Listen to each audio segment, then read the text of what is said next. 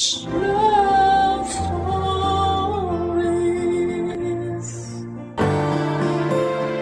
Kapag mahal natin ang isang tao, hindi tayo gagawa ng paraan para sila ay masaktan. Kasi pag mahal natin, dapat inaalagaan at iniingatan. Ikaw kabarangay, anong gagawin mo pag sinaktan ka ng taong mahal mo? Dear Papa Dudut, sumulat ako sa programa ninyong Barangay Love Stories dahil netong mga nakarang araw ay sobrang lungkot ko. Tapos aksidente kong nakita ang isa sa mga uploaded stories ninyo online na agad kong pinakinggan. At nung natapos ko nga ito ay nakaramdam ako ng gaan sa puso ko. Lalo na masasabi kong inspirational talaga yung tema ng naturang kwento. Doon na nagsimula ang pakikinig ko sa programa ninyo tapos ay naisip ko na what if ako naman ang sumulat para humingi ng payo sa mga kabarangay natin, Papa Dudut. Pero bago ko simulan ang pagkukwento ay magpapakilala muna ako sa inyo. Ako po si John David pero tawagin niyo na lamang po ako sa pangalang JD. 32 years old at nagtatrabaho bilang accountant sa isang private company sa Makati. Matangkad din ako, almost 6-footer, mestizo at gwapo. Dahil sa physical kong katangian, mataas talaga ang tiwala at kumpiyansa ko sa sarili ko. Yun din ang dahilan kung bakit naging habulin ako ng mga kababaihan. Wala ano magagawa ko kung pinanganak akong magandang lalaki? Pero syempre aminado rin akong chick boy, lalo na noong hindi ko pa nakikilala yung babaeng nagpatibok sa puso ko. Isang araw, inimbitahan ako ng best friend ko na magpunta sa party ng family nila kung saan ay 70th birthday celebration ng lola nila. Dito ko nakilala si Clarice na girlfriend ng isa sa mga cousin ng kaibigan ko. Maganda siya, sexy at may pagkasingkit. Malakas din ang datingan niya pero at the same time ay hindi siya yung mga tipo ko. Palibasa ay meron na rin akong ibang babaeng tinitingnan sa party na pinuntahan ko pero malabo ko siyang makausap. Kaya naman nagpunta na lamang ako sa cocktail section ng party hall para kumuha ng inumin. At nagkataon naman na nandun din si Clarice na agad napansin ang mga tinginan ko sa babaeng type ko, Papa Dudut.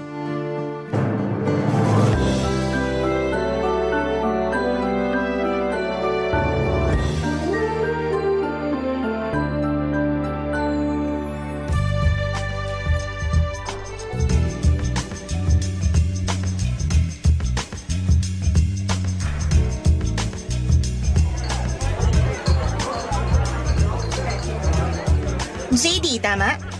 Oo, ikaw si Clarice. Ako nga. Pansin ko kanina pa nang lalaki ang mata mo kakatitig kay Yela. Yela who? Ayun oh. Ah, nahalata mo pala. Masyado ka namang observant. Of course. Simula kasi nang ipakilala ka sa akin ng boyfriend ko kanina. Hindi ka na nawala sa isip ko. Uy, bad yan. Baka magkasala ka sa boyfriend mo. As if naman magagawa akong magloko Swerte ko na sa kanya, no? Anong ibig mong sabihin? Sabi na kayo talagang mga lalaki yung totoong chismosa. Ikaw naman? Na-curious lang since nabanggit mo na. Kaya sabihin mo na. Siyempre, napaka-gentleman niya. Kung tratuhin niya ako, malayong malayo dun sa ex-boyfriend ko na kulang na lang gawing punching bag mukha ako dahil sa hilig manuntok. Dati niya yata ang pangarap maging professional boxer tapos ako yung ginawang sparring mate.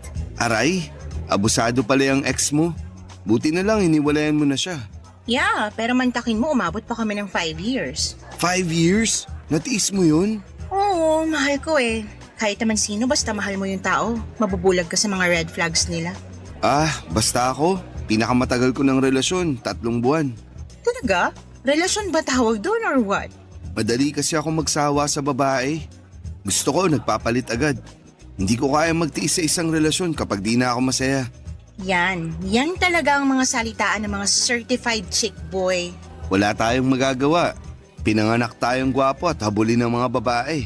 Ay nako, pero sa nakikita ko, ikaw naman yung maghahabol sa babae. Balita ko kasi may pagka-man-hater yang si Ella. NBSB din, kaya good luck sa'yo kung paano mo popormahan. Ganun ba? E di pag naging kami, ibig sabihin ako yung magiging unang boyfriend niya. Ganyan na nga. Naniniwala naman ako makukuha ako loob niya kasi lahat ng babae nahuhulog sa akin. Tingnan mo ikaw, natrack ka nga sa akin, di ba? Huwag mo nga sabihin yan, baka may makarinig sa'yo. Ikaw ang may sabi na simula nung ipakilala ka sa akin ng boyfriend mo, di na ako maalis sa isip mo. Kanina yun, hindi na ngayon. Mahal ko yata boyfriend ko, no? Whatever you say. Basta, sinasabi ko sa'yo, liligawan ko at mapapasagot ko yung si Ella. Good luck ulit, pero ano bang nakita mo sa kanya? Don't get me wrong, maganda naman siya, pero ang baduy pumorma. Sabi ng boyfriend ko, ganyan na raw si Ella kahit ng mga bata pa sila. Mahinhin, dalagang Pilipina. Yun nga yung nagustuhan ko sa kanya eh. Kasi karamihan sa mga babaeng nakikilala ko, nagpapakita agad ng motibo sa akin. Kumbaga, sunggab ng sunggab agad. Pero si Ella, kakaiba sa lahat. Kaya nakuha niya talaga atensyon ko. Excited na ako kung paano mo mababali ang sumpa ng pagiging NBSB ni Ella. Kaya nga tulungan mo ako. Anong gusto mong gawin ko? Kunin mo number niya para sa akin. Sure, ihingin ko sa boyfriend ko.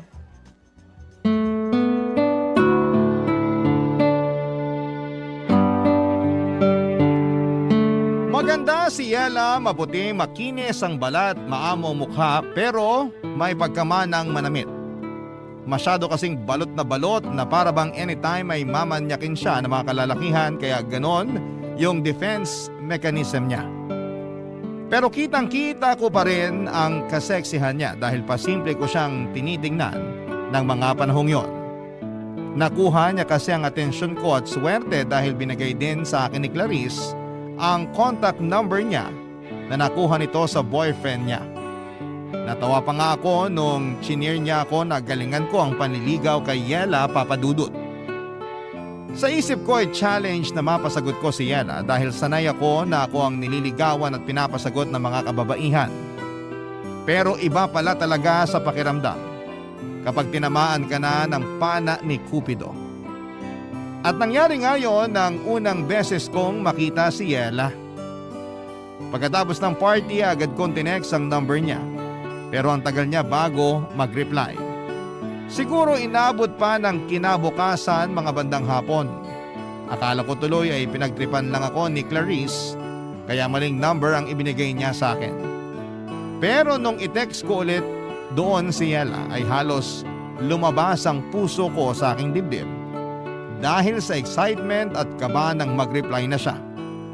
Natawa pa nga ako kasi para siyang jejemong mag-text. Una niyang tinanong kung sino ako at doon ako nagpakilala sa kanya. Akala ko ay walang magiging progreso ang pag-uusap namin dahil ang tagal na naman ulit bago niya ako nireplyan. Buti na lang at hindi ako sumuko hanggang sa nagtuloy-tuloy na ang pag-uusap namin. Makalipas ang 2 linggo ay nag-decide kaming magkitang dalawa, Papadudut.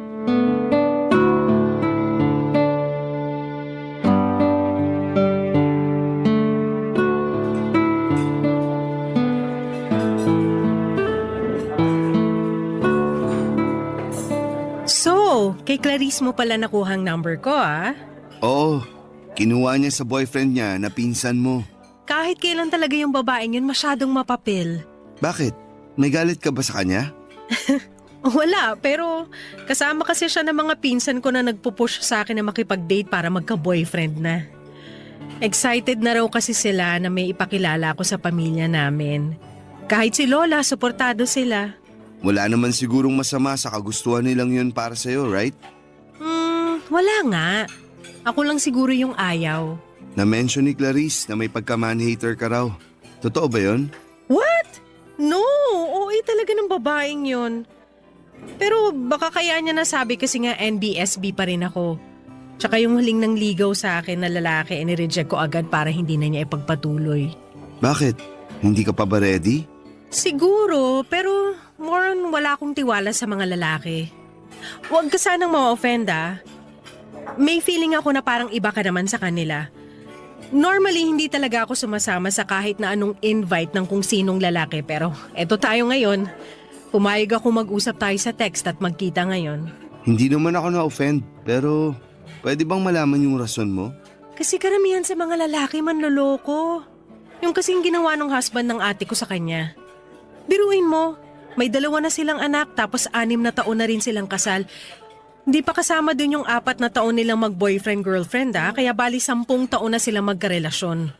Tapos pinagpalit lang siya sa ibang babae nung mokong na yon na nakilala lang niya doon nung last na nagbakasyon kami sa Boracay. Ay, grabe yung iyak ng ate ko. Kasi pinili talaga nung husband niya yung babaeng yon kesa sa kanila ng mga anak niya. Mali nga yung husband ng ate mo kasi hinayaan niyang masira yung pamilya nila. Pero di naman lahat ng lalaki katulad niya, Yela. Hindi ko naman nila lahat pero kasi... nung nakaraan lang, yung pinsan naming babae nag-share ng problema sa akin. Close kami nun kaya ako agad yung takbuhan kapag may problema. Lalo na pag nagkakalabuan sila ng boyfriend niya. Same problem sa ate ko. Iniwan din siya at pinagpalit sa iba pero ang malupit, binuntis pa siya. Grabe! Awang-awa ako dun sa pinsan ko, para ko na yung kapatid. Hindi niyo na ba nahabol yung lalaki? Paano namin nahabulin bigla na lang naglaho na parang bula? Bakit ganyan kayo mga lalaki, ha? Bakit madali sa inyong iwanan at ipagpalit yung mga asawa at girlfriend nyo sa ibang babae? Kahit bagong kilala nyo pa lang. Sandali. Bakit parang kinorner mo naman ako sa tanong mong yan? Sagutin mo na lang, total lalaki ka naman. Gusto ko lang maintindihan kung ano yung tumatakbo sa isip nyo. Hindi naman ako magsasalita para sa karamihan ng mga lalaki. Kasi magkakaiba naman kaming tao. Sa bagay, bakit mo nga ba naisip na tanungin ka? Sa lagay parang sinabi ko na rin na katulad mo yung mga manlolokong yun. Hindi ka naman siguro manloloko, no? Siyempre hindi. Nirerespeto ko yung mga babae. Dahil may mga kapatid din akong babae. At higit sa lahat, takot ako sa karma. Sakaling magloko ako sa magiging girlfriend ko.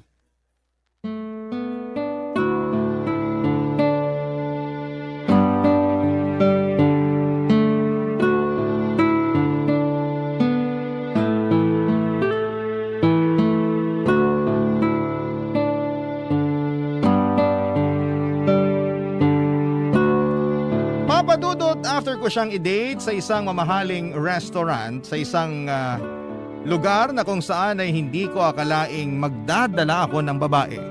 Pinasyal ko naman siya sa park, Papadudot, since nabanggit niya na mahilig siya sa nature. At buti na lang dahil maganda ang panahon ng araw na yon. Marami po kaming napag-usapang mga bagay tungkol sa trabaho niya at hobbies niya. Yung iba nga ay mga random things lang pero nagulat ako. Kasi na-enjoy kong pakinggan at malaman yon. After our first meet-up/date ay hinatid ko na si Yela sa apartment na tinutuluyan niya. Pero bago kami maghiwalay ay ninakawan ko siya ng halik sa labi niya. Kabado ako kasi akala ko ay sasampalin niya ako pero kitang-kita ko lang na nag-blush siya at ngumiti, Papadudot.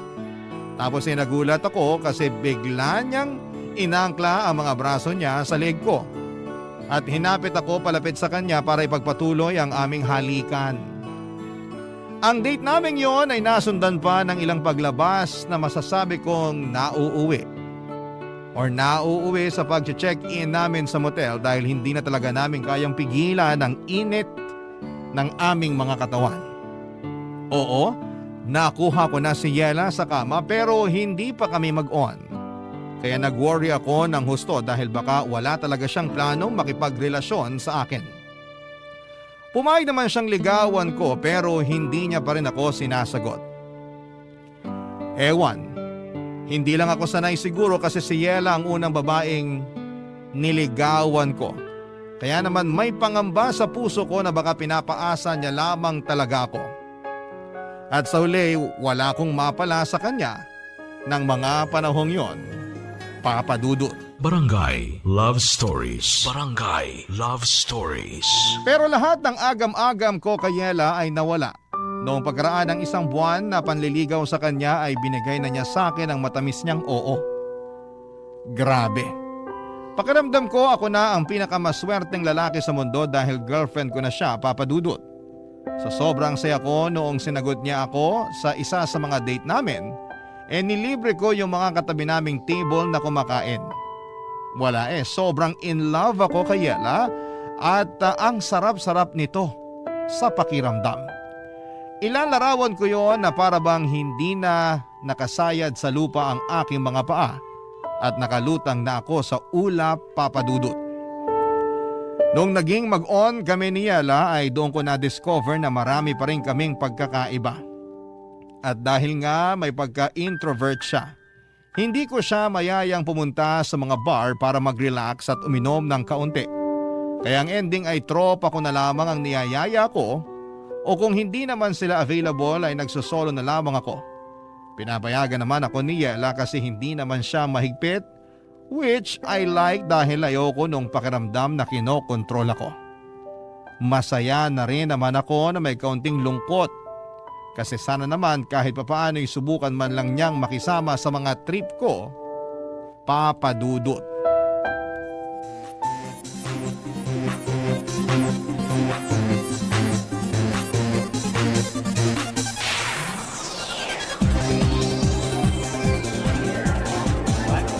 Long time no see, JD.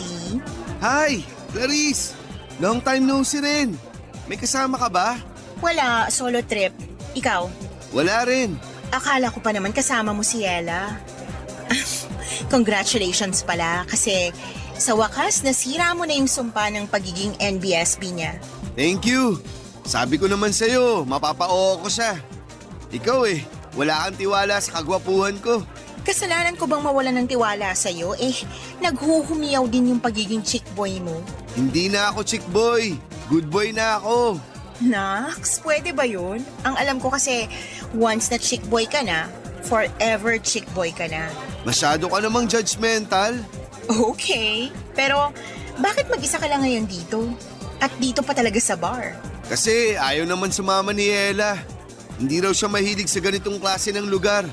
Maingay, tapos magulo. At di rin kasi umiinom yun. Pero alam naman niya na nandito ako. Kanina lang, kausap ko nga siya bago kita nakita Uy, updated yan. Malapit na tuloy ako maniwala na nagpapaka-good boy ka na talaga.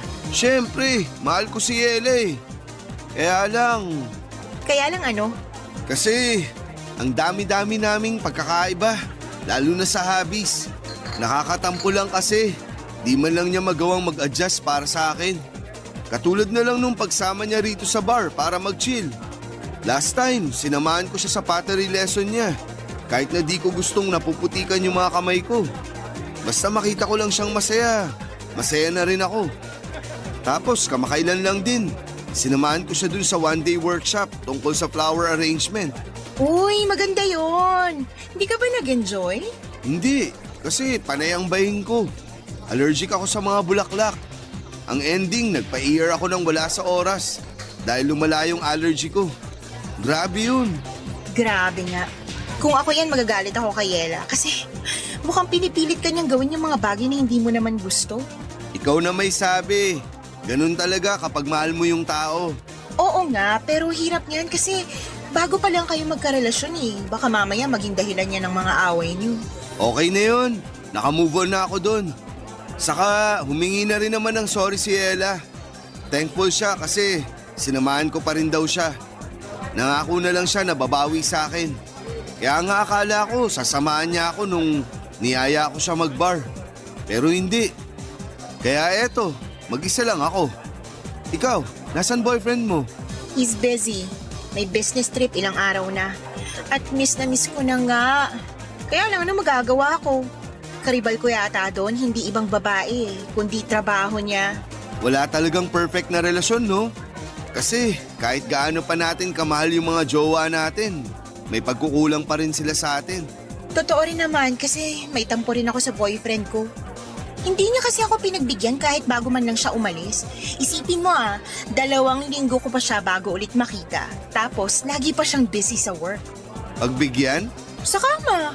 Kaya dinadaan ko na lang sa pag-inom Cheers para sa atin na nagsisolo trip tonight. Yeah. Cheers! Gosh, ang sarap kahit na ang pait. Gusto ko pa ng isa. Sure ka? Baka malasing ka agad niyan, ha? Nandiyan ka naman eh. Di mo naman ako pababayaan, di ba? Oo naman. Akong bahala sa'yo. Lasing na lasing si Clarice pero nagtira ako ng pang-uwi namin. Ako ang nag-asikaso sa kanya at plano kong isakay na lang siya ng taxi. Pero hinatak ako ni Clarice sa loob ng naturang taxi na pinara ko para sa kanya at pilit na pinapasama ako.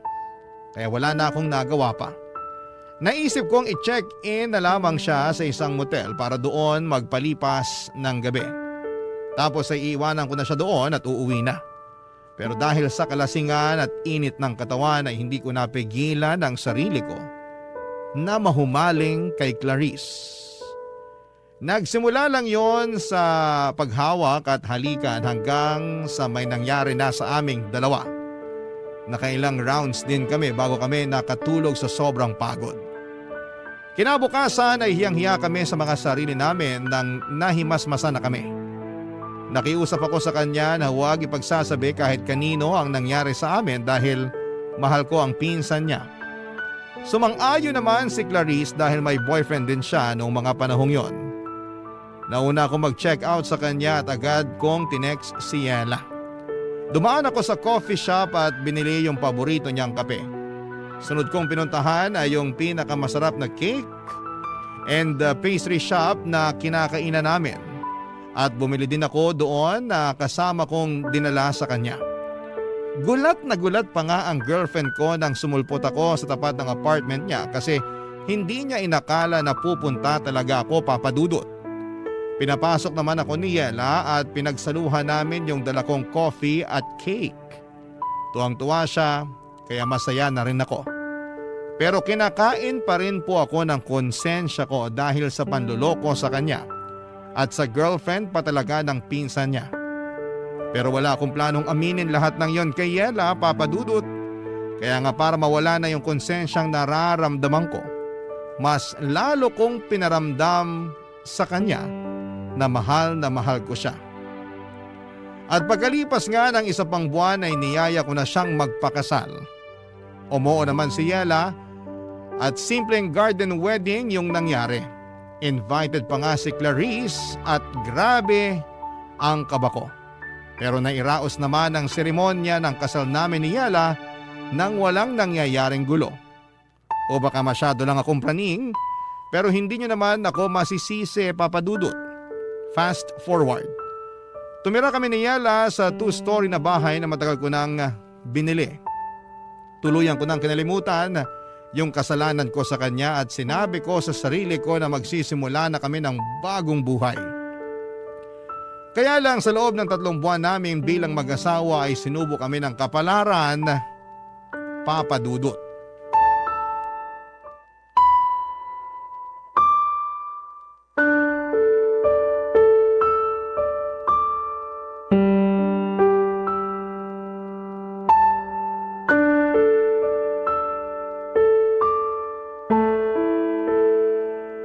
Negative na naman, babe. Ganun ba? Hayaan mo na. Subukan na lang ulit natin. Pero paano kung wala na naman? Paano kung negative na naman yung resulta? Hindi ko alam pero umasa na lang tayo na baka makabuo na rin tayo, babe. Pero pagod na akong umasa para lang mabigo na naman. Hindi na tayo bumabata. Gusto ko na magka-baby tayo, babe. Ikaw ba ayaw mo pa? Siyempre gusto ko pero kung hindi pa binibigay sa atin, anong magagawa natin? So ganun na lang yun? Anong ganun na lang yun? Gusto mo na tanggapin na lang natin na hindi na tayo magkakaanak? Ganun ba? Wala akong sinasabing ganyan, Yela. Sa tono mo kasi parang okay lang sa'yo na hanggang ngayon wala pa rin tayong baby. Eh ano ang gagawin ko? Sige nga, sabihin mo yung gagawin ko at gagawin ko. Bakit mo ako sinisigawan? Ikaw kasi, para kang bata kung umasal. Ako pa pala yung parang bata umasal eh. Masisisi mo ba ako? Ginagawa naman natin yung lahat pero parang wala pa rin. Bakit ganon? Bakit yung iba ang dali lang sa kanila magka-baby? Pero bakit tayo hirap na hirap? Ano bang mali sa sa katawan ko. Nakakainis naman. Babe, makinig ka, okay? Makinig ka sa akin, please. Titigan mo ako sa mga mata, Yela. Nakikinig ako sa'yo. Ikaw na ang may sabi. Ginagawa naman natin ang lahat. Kaya nga tiyagain lang natin. Sundin natin yung sinabi ng doktor na gagawin para makabuo tayo. Tapos ipagdasal din natin. Kasi naniniwala ako na kapag pinagdasal natin yung bagay na gustong gusto natin, ibibigay sa atin yun ng Diyos. Ayoko lang na iwanan mo ko pag hindi kita nabigyan ng anak. Bakit ko naman gagawin yun? Hindi ko lang mapigilang matakot. Hindi ko gagawin yun sa'yo. Hindi kita iiwanan dahil lang di mo pa ako mabigyan ng anak. Di ba? Nangako tayo sa harap ng Diyos na aalagaan natin ang isa't isa, na mananatili tayo sa tabi ng isa't isa sa hirap at ginhawa. Kaya bakit ko naman sisirain yung sumpaan natin yun? Sige nga. Pasensya na kung masyado lang akong praning. Ayoko lang masira yung pamilya natin lalo na nagsisimula pa lang tayo. Hindi masisira ang pamilya natin kahit naabutin pa tayo ng ilang dekada na mag-asawa. At kung kalooban ng Diyos na hindi tayo magkaanak, di pa rin kita iiwan, babe. Mahal na mahal kita. Ikaw yung babaeng pinili kong makasama habang buhay. Kaya tutuparin ko yung pinangako ko sa'yo nung kasal natin. Mahal na mahal din kita. At ikaw din yung lalaking gusto ko makasama habang buhay.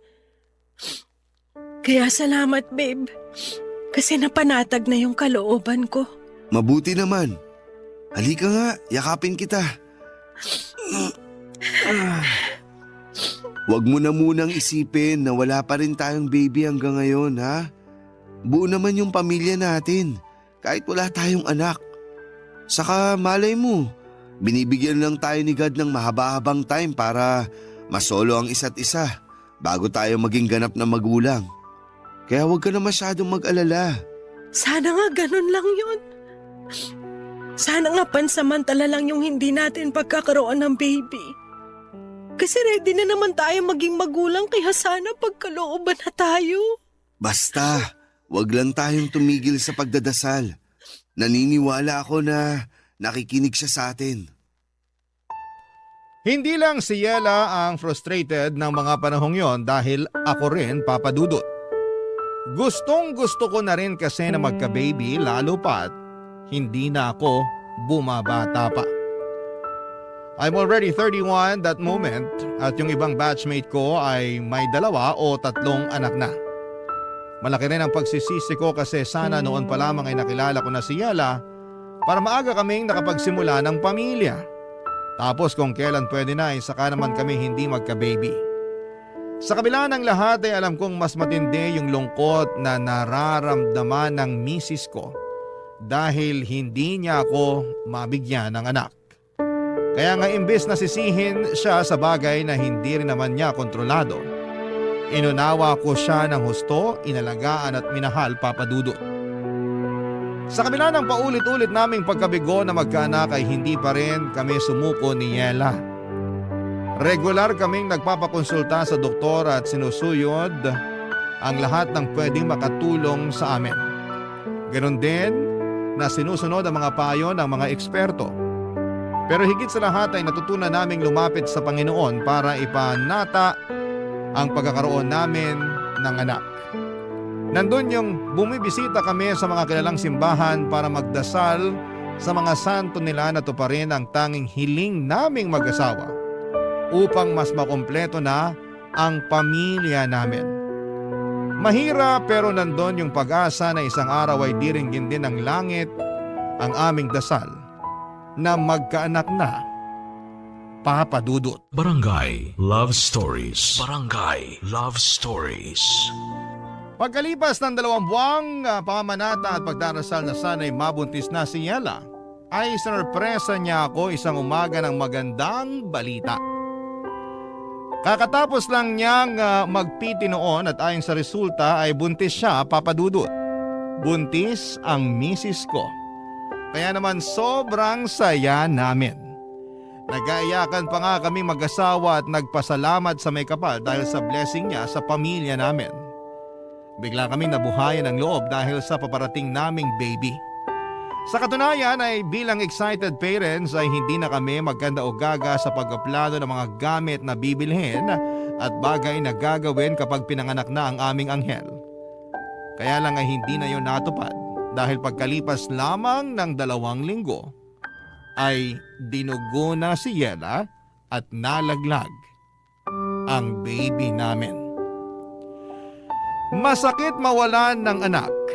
Kahit na sabihin ninyong dugo pa lamang yon at hindi pa naman nagtatagal simula nang mabuo sa sinapupunan ni Yela.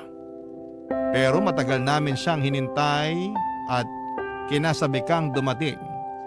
Kaya ganoon na lamang ang hinagpis naming mag-asawa nang maagang bawiin sa amin ang aming anak, Papa Dudut. Pagkalipas ng 2 buwan ay sinubukan ulit naming magka-baby at positive ulit si Yela. That time ay mas iningatan na namin ang pagbubuntis niya pero pagkalipas lang ng 1 buwan ay muling nalaglag ang baby namin. Lugmok na lugmok kaming mag-asawa at hindi ko makausap ng matino si Yela. Hanggang sa bigla na lamang pumasok sa isipan ko yung kasalanang nagawa ko kay Yela. At ewan ko ba kung bakit ko biglang chinat sa messenger si Clarice para maglabas ng nararamdaman sa kanya. Kinomfort naman niya ako at aaminin kong gumaan ng feelings ko ng panahon na yon. Hindi ko na lamang namalaya na mas madalas ko na pala siyang kinakausap kesa sa misis ko, Papa Dudut.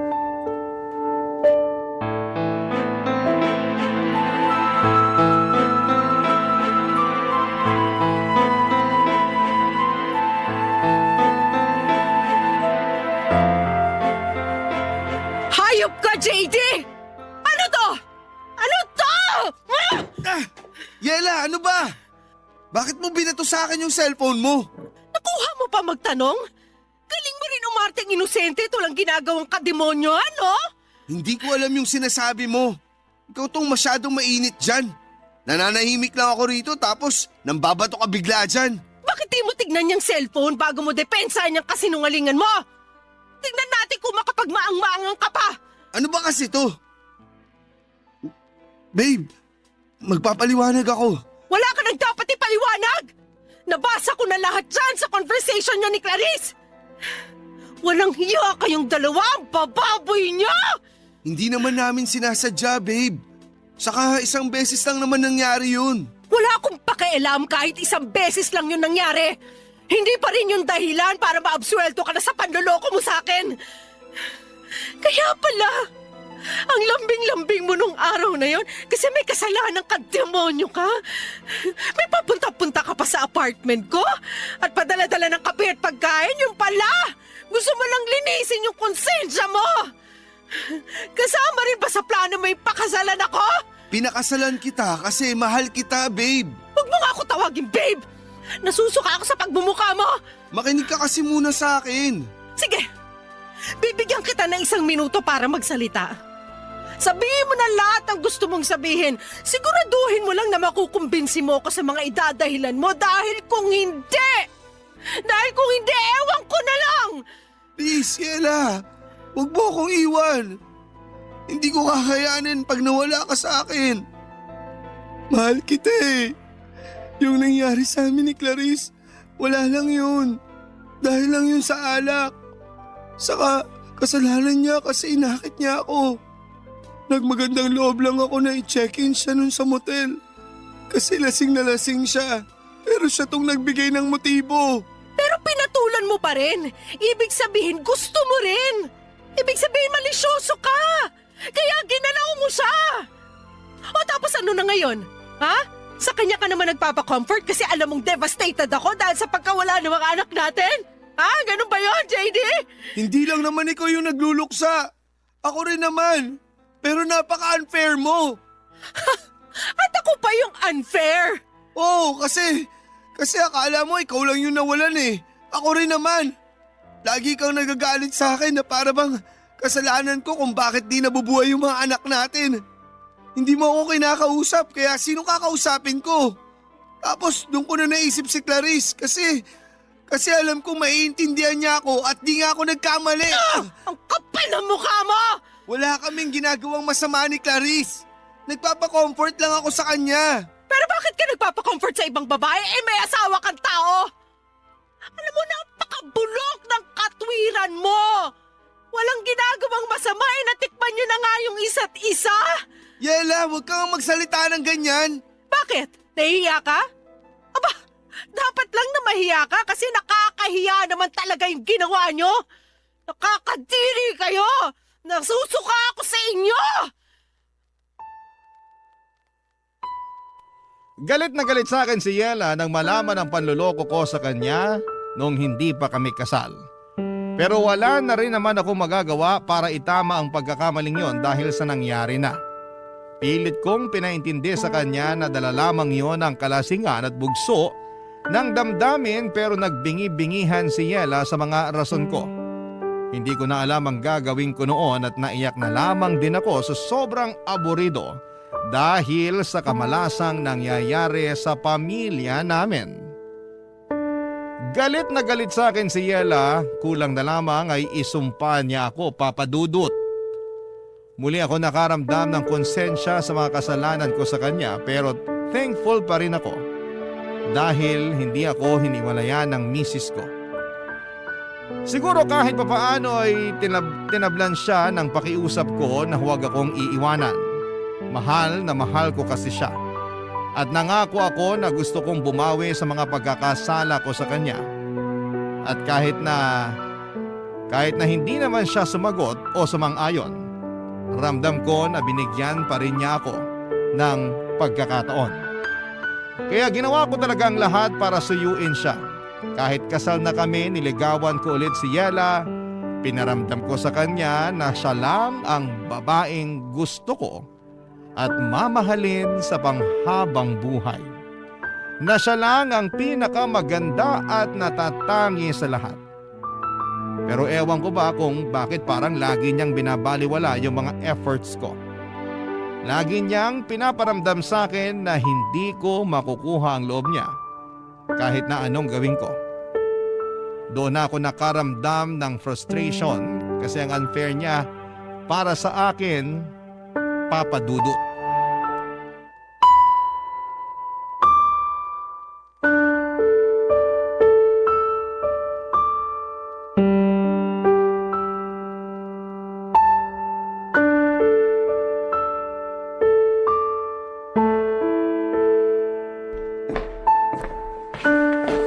Babe, pinagluto kita ng paborito mong sopas.